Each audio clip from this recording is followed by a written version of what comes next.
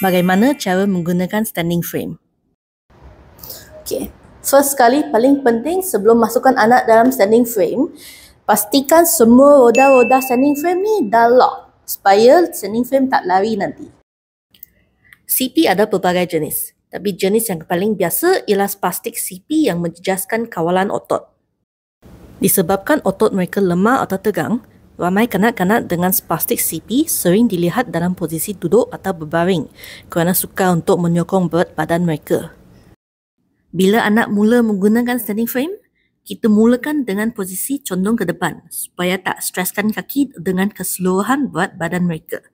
Lama-kelamaan, kita boleh perlahan-lahan adjustkan sudut standing frame sampai tegak. Jadi kalau kita tiba-tiba letak mereka dalam posisi yang berdiri tegak, mereka boleh rasa sakit atau pening sebab perubahan tekanan darah. Ibu bapa ada sebarang pertanyaan tentang standing frame, boleh hubungi kami.